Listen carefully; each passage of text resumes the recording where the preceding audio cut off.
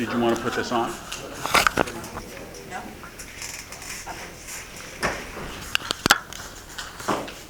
Our fourth speaker today is an icebreaker, which means no clanging, no buzzing, no noise, other than laughter and adulation. You ready? Ages 0 to 18 were pretty simple for Emma. She lived with her parents and 2 siblings in a modest white house in a small town in Virginia, riding bikes, hanging out with friends, and enjoying the simplicities of life. Life really began thanks to one piece of advice she received when she was 18 years old. Please welcome Toastmaster Emma Jones with her icebreaker speech entitled Fear, Faith, and Fulfillment. Emma Jones.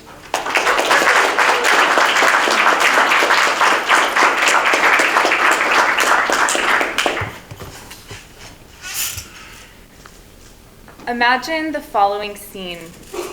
It's 3:29 a.m. You're 18 years old, asleep, dreaming about your prom dress. The world is dark and silent despite a deep freeze in the dense Virginia trees outside. 60 seconds pass, and 3:30 a.m. strikes.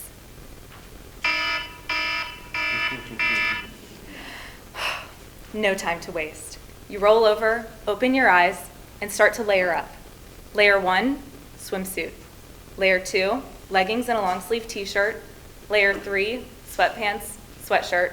Layer 4, hat, gloves, scarf. You head out the door, blast the car heat on high, and drive straight to the pool. 4:15 a.m. hits. You dive into a thick layer of mist above a heated outdoor pool. These next 2 hours of practice, in addition to the 2 hours after a full day of high school and AP classes, are the 2 most important hours of your life. The practice is hard. You're racing teammates who have competed at Olympic trials. You've done this routine 6 days a week for 2 years now. You don't think you can do it anymore.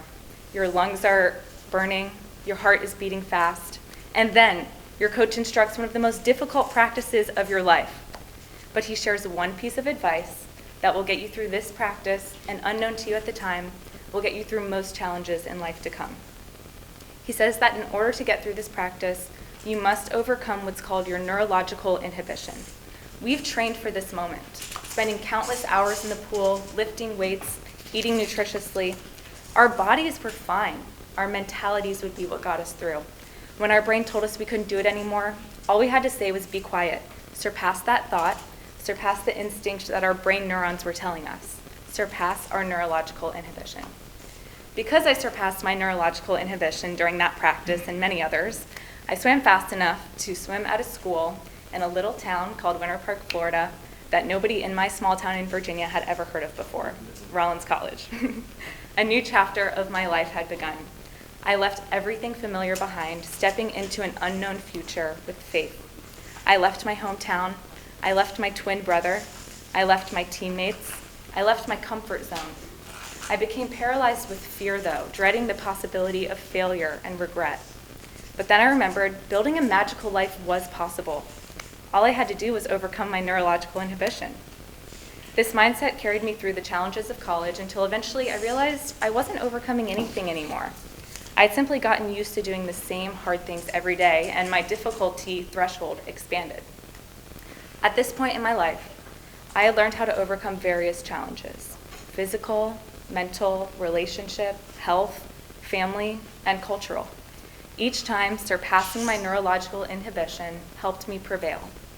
But there was one challenge that I had been fortunate enough to avoid up until this point: financial hardship. When I graduated from college, I had 2 choices.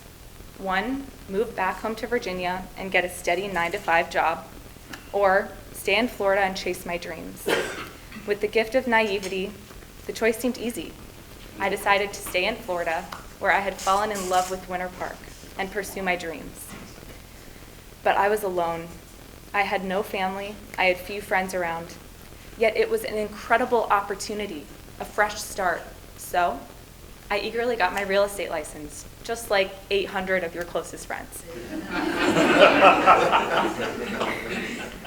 But what they don't often tell you is that when you start in real estate, you don't make a lot of money at first, especially without a network to help get you started.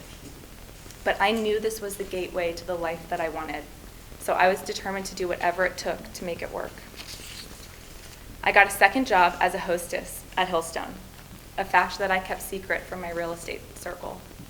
Truthfully, I was embarrassed to be working a service job while watching my friends in their 20s live their lives every night and have so much fun.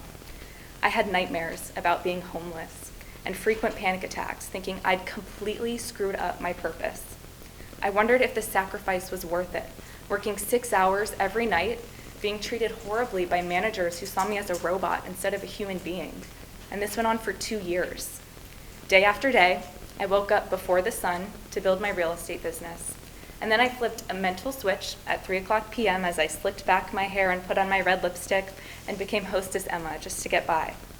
I sacrificed my personal life during this time. I couldn't hang out with any friends, and I stayed single.